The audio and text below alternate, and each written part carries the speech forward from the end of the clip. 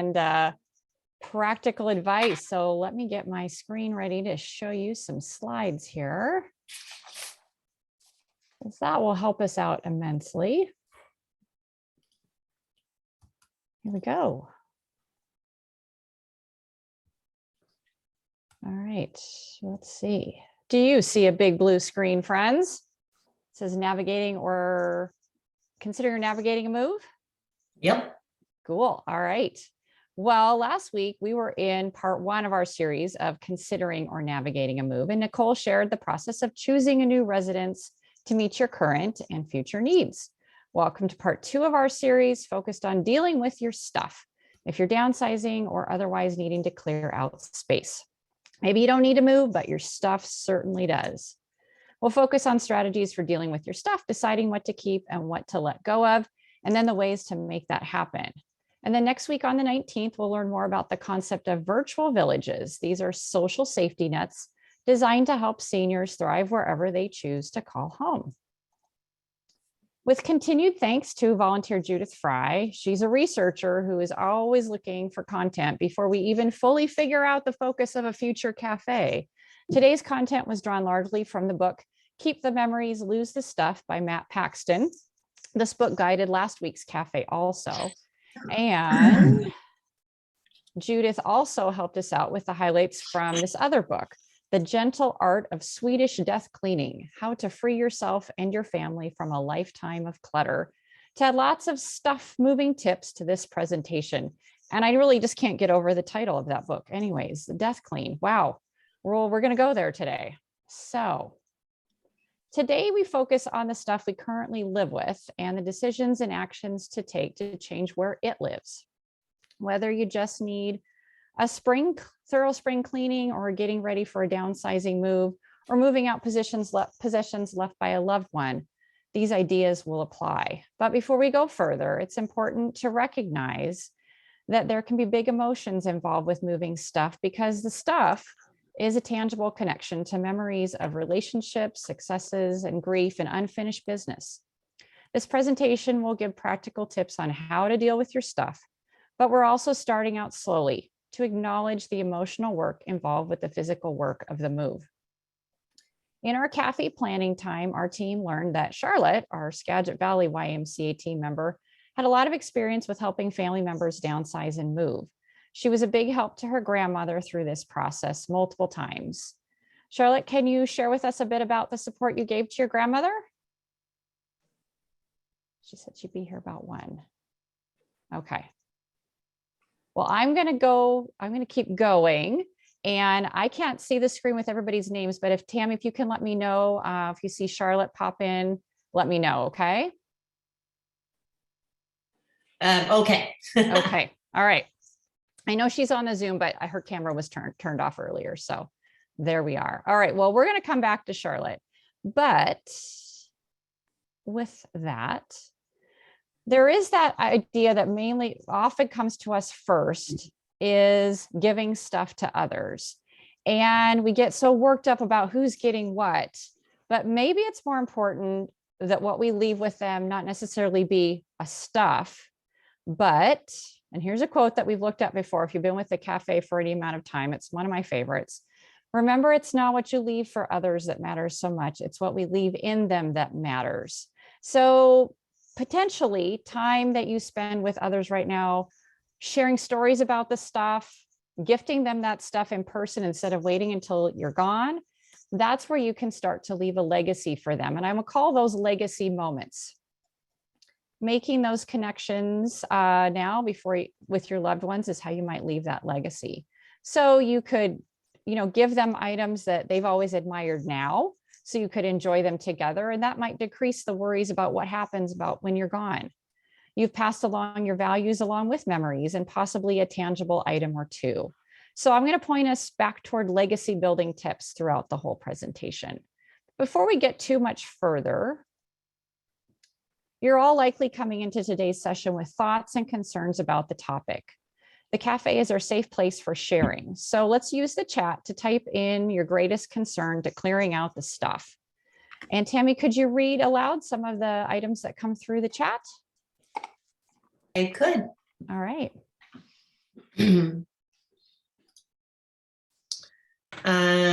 Photographs and books, getting my family archive in order. There is so much stuff.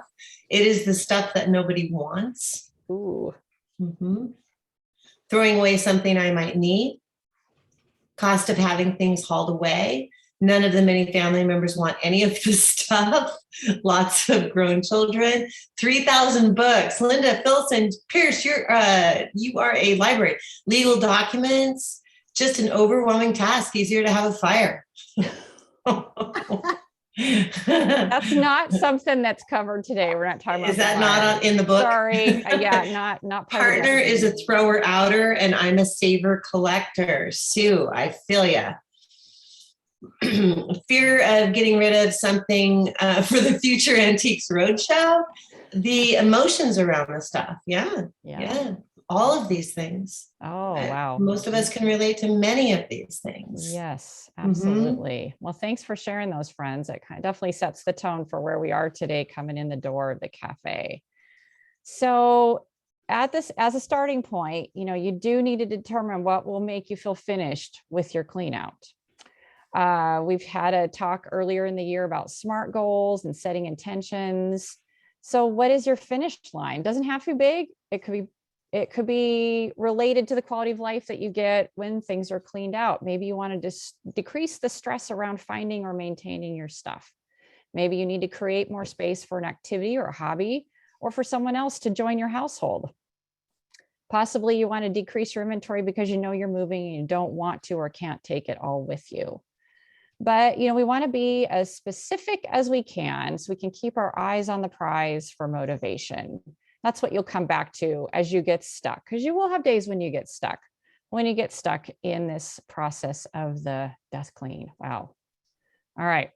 While keeping in mind the emotional weight of moving out our stuff, there are 4 hours of practical info to share with you today: setting a goal, prepping to do the work, steps in the process, and items that you may need.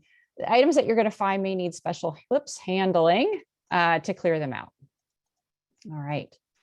So if your finish line is to create an apartment in your basement for a roommate, one idea around the SMART goal approach is to take each little step out of that finish line and make it a goal. So maybe it's just the first part: clear out that downstairs bedroom closet, and the bathroom. That's specific, measurable. How many days a week are you going to work on it, and for how long you're going to do that? We want to be appropriate. Well, we do need to sort the items into different categories to get them moved out of that room. We need to be realistic. Maybe the only way you're going to be able to do it is if you pay a grandkid to help you to do it. And with timeliness, we want to have a little bit of maybe a time commitment to it. So we've got a bit of a fire under us to help us make some progress. But then you can always take a step back and tweak the goal to make it smarter. Maybe you really should only start by working 1 hour per session instead of 3, or take the bathroom clear out of the goal altogether. And then you'll set another goal once you complete this one, stepping closer to your finish line. So we've got a goal, we've got some prep work. So preparing for sorting through your stuff or finding support to do so, maybe one of your earlier steps to the finish line. Now, if you're like me, if something doesn't get on the calendar, it doesn't get done. So mark the days of the week and the work periods on your calendar. Maybe you need a buddy to come over to help you, or you can pay a grandkid to work with you. Get your dates on their calendar. There will be some stuff that leaves your home. Is it enough for a dumpster? Do you want to just point and see it disappear like the ads on TV? Are the services of an estate sale organization in your budget? Do you want to then sell any leftover stuff on eBay or give it away through Let It Go? What won't Goodwill accept? Some of that prep work is doing the research on services to avoid your surprises later on. On the next slide, we'll talk about the way to sort through this stuff. But to support that, you'll want some kind of bins and a big Sharpie pen to label them so you don't get your piles confused. And then there's masking tape to label the big items that won't fit in a bin. That's going to be useful also. Now, if music motivates you, find your favorites to play to keep you in a good mood while you sort through your stuff. Always a help to me. Okay, the sorting process. So you've got the bins and strips of masking tape of what to label them for your sorting piles. You got to keep pile. That's the stuff that's going to move with you or continue to serve you in your current home. The sell pile. So any items in this category need to have some value. They need to be clean and in good working order. For items that go in your donate bin, they need to be in good working order also, and ideally also clean, ready to go. So there will be a throwaway pile. If an item to be thrown away is broken or worn out or missing pieces or out of date, or maybe it's something you always hated, it was just hanging around the house, now's the time to say goodbye. So while you be keeping in mind the 4 bin categories of keep, sell, donate, and throw away, as you look through all your stuff, we're also going to slow down here because some of these types of items have their own emotional baggage attached that makes them heavier on the heart to move them. We're going to talk about the special ways to handle a lot of these: clothing, things that are needed in the new place, collections, photographs, things you just can't bear to let go, things that have been private through your whole life, passwords. So those are the 9 special handling categories. And then just a little bit more time on the items that you find are not needed and you need them to get out of the way. So we're going to slow down again and go to the chat. Maybe during today's cafe, while you're watching the screen, you're also sneaking peeks around the room you're in, sizing it up for the clean out. Take a breath and switch gears instead of what needs to leave. Instead, think of what 2 things would you grab in a fire if the people, pets, and important papers were safe? So this is what you need the most versus what can I get rid of? What do I need the most? Tammy, again, would you be able to read in the chat as people come up with their ideas of they must keep items? Photographs and legal papers. All right. Grandmother's photo albums.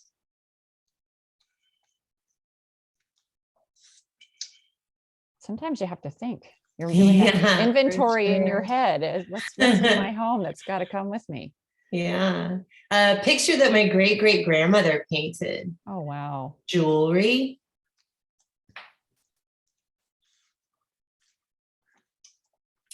Photos and some of my paintings, phone, computer, laptop, Waterford glasses bought in Ireland, some special artwork.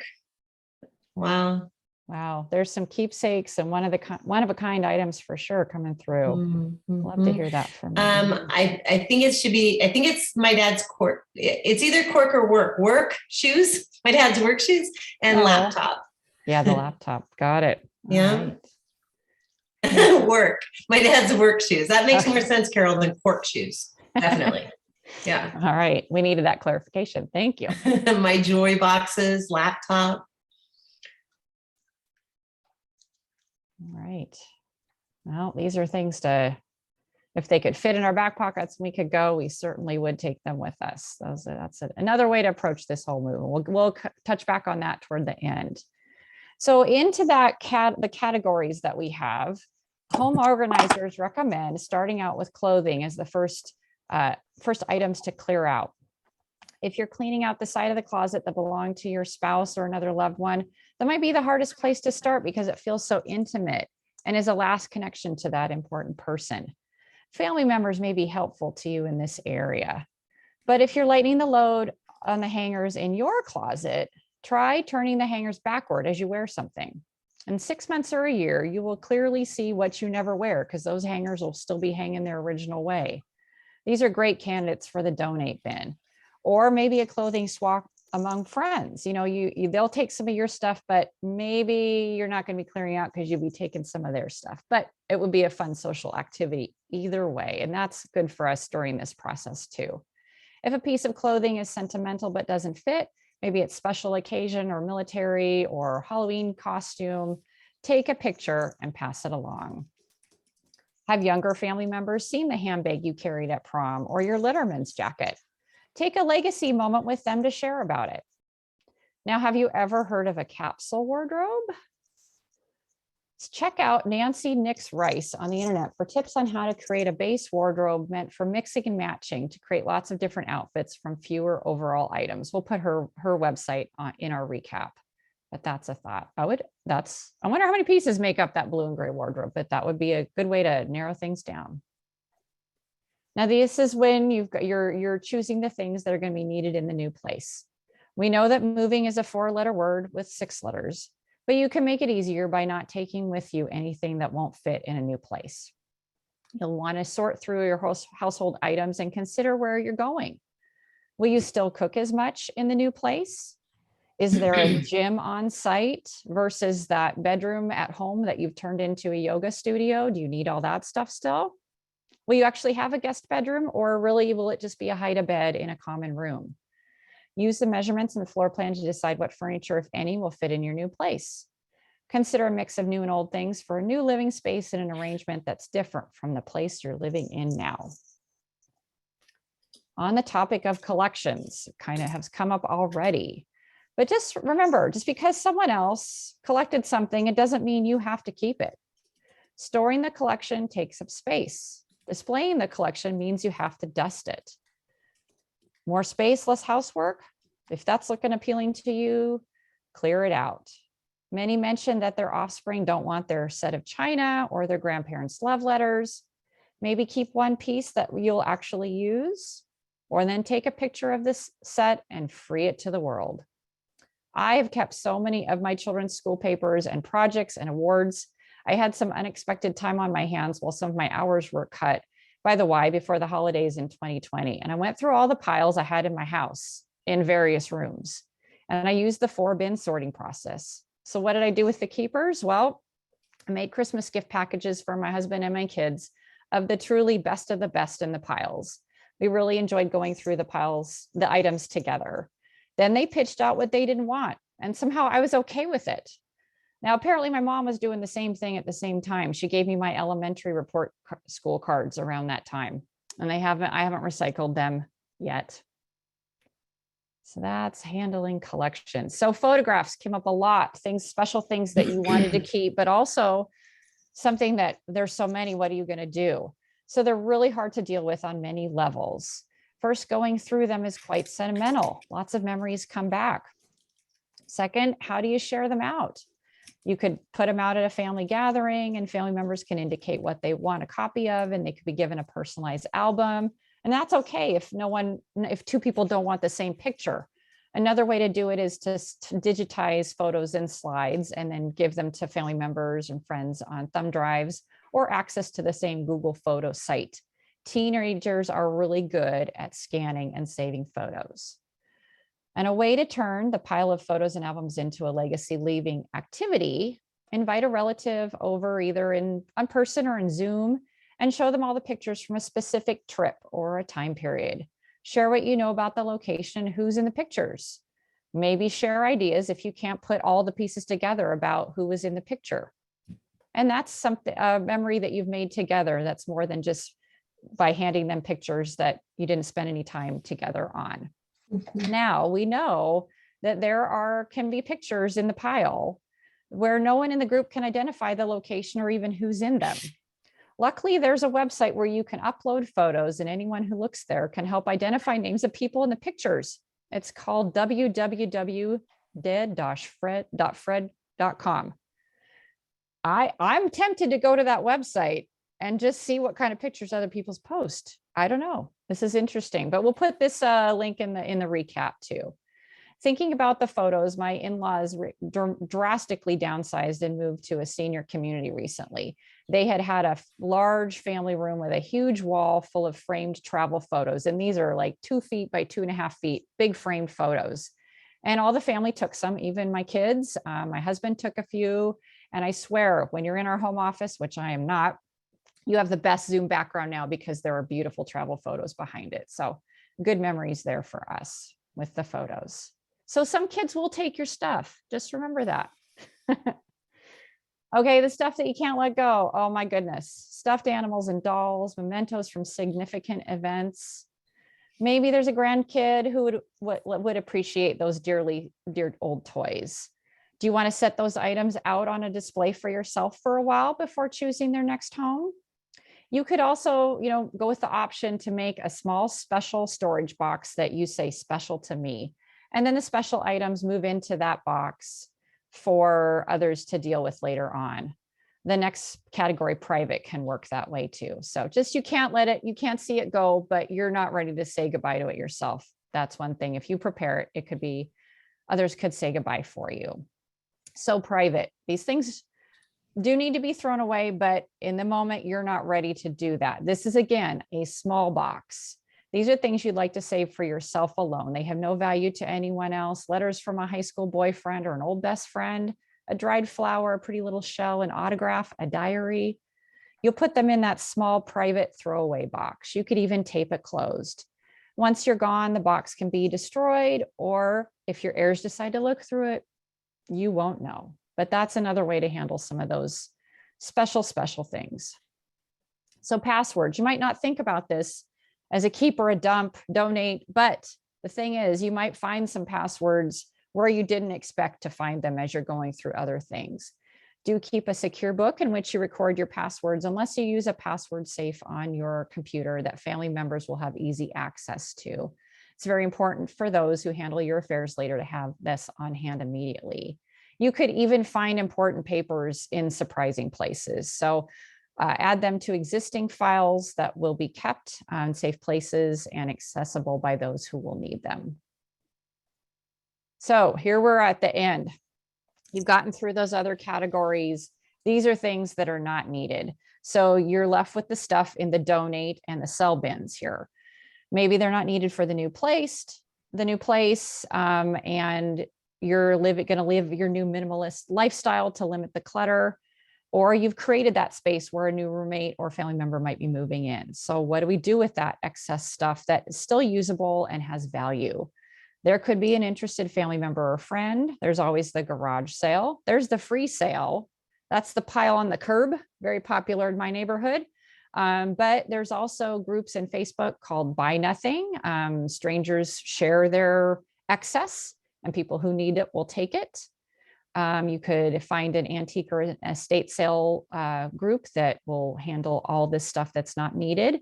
And related to going back to one of the authors of a book that we use today, Matt Paxton, he had an article in the March bulletin for AARP where you could sell all your stuff. And he talks about eBay, consignment, and pawn shops, but there's still Craigslist.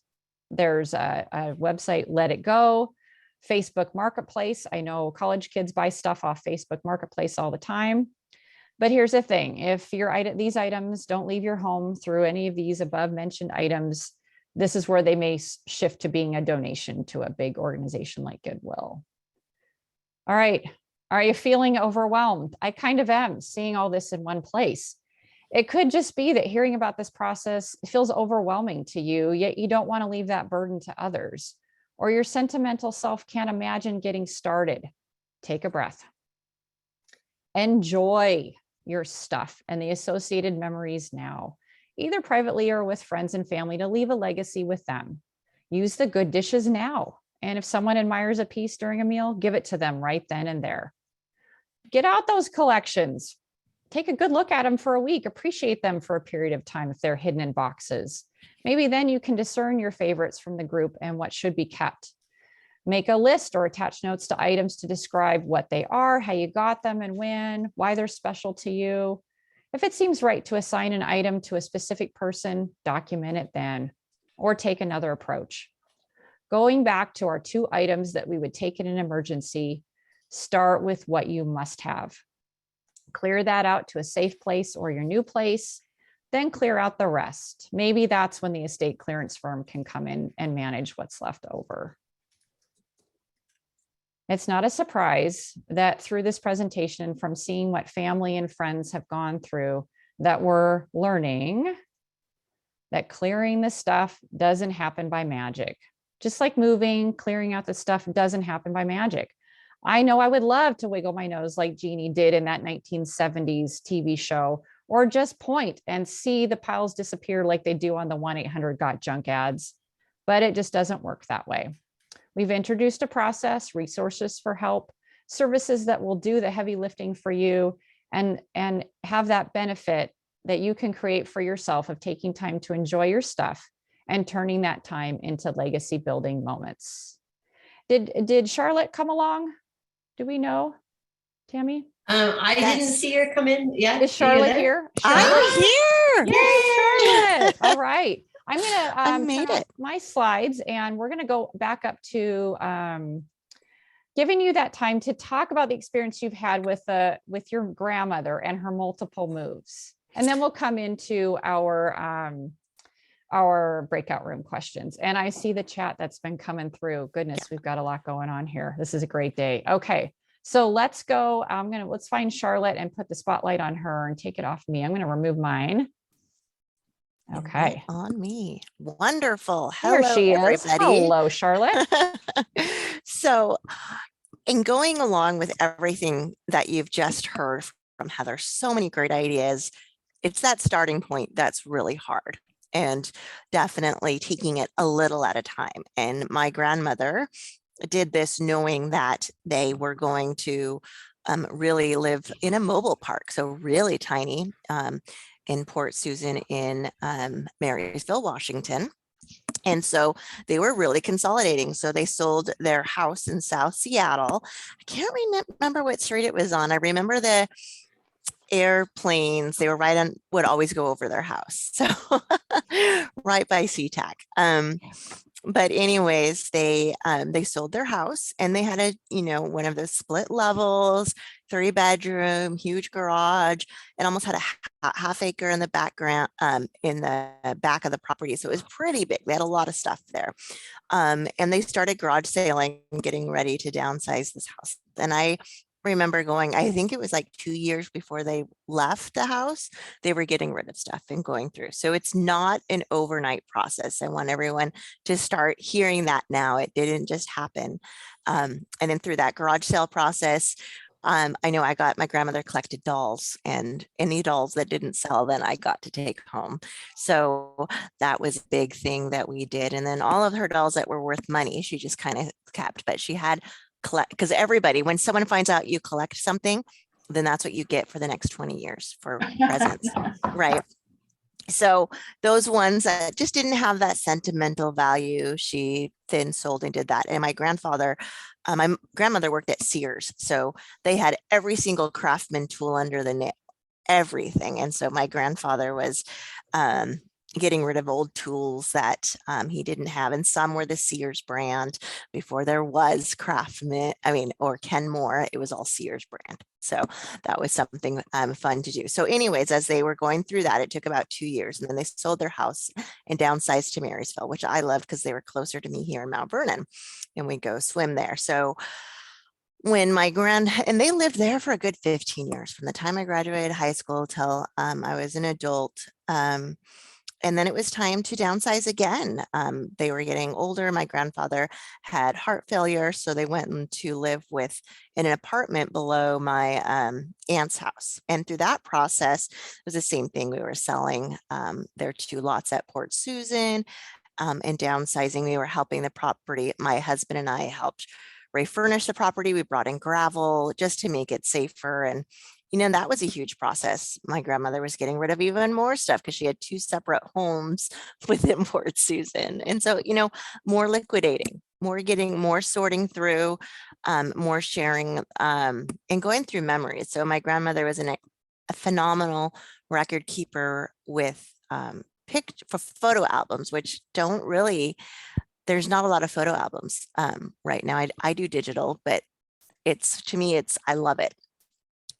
Looking back on all the pictures that I see when I was a kid, when my dad was a kid. So those were cherished. So those were definitely the things that we kept moving, and then and to keep in. But a lot of the dishes, so many extra things that you have, she just eventually through every move, it was like, that's really not in that I need that anymore phase. And so you start shuffling through and being able to I can donate that now. And it's kind of like a process of saying goodbye to it, because I watched my grandmother and grandfather hang on to a lot of things, and then going through the final processes after my grandfather passed, and my grandmother had to go to a care facility.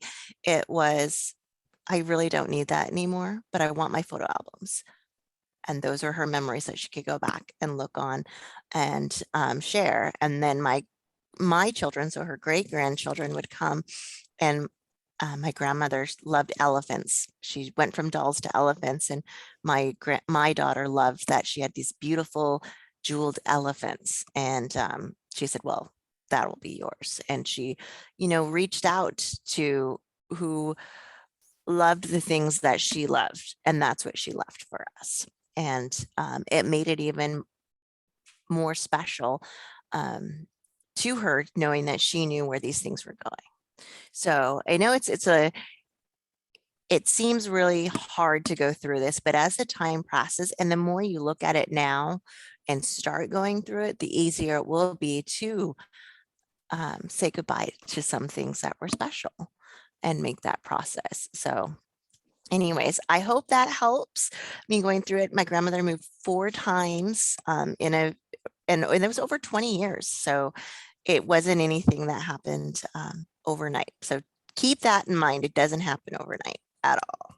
So, All right. Yeah. I think we needed that reality check, Charlotte, that this isn't just Shazam, it's done, and that's what we think we want. But in reality, we will, in many cases, there is the time to do this. So we can be thoughtful and enjoy the time and make the connections with the family. You've had these great experiences all along through the years of moving, of deeper connection with the grandparents. And as your children came into the picture, them having that connection through the special items with them later on. So we're building a legacy the whole time. Very nice. Thank you for sharing. All right. I know you want to talk, friends. Let's see our breakout room questions together. Let me get that ready for us. We get to see that this doesn't happen by magic, but here we go.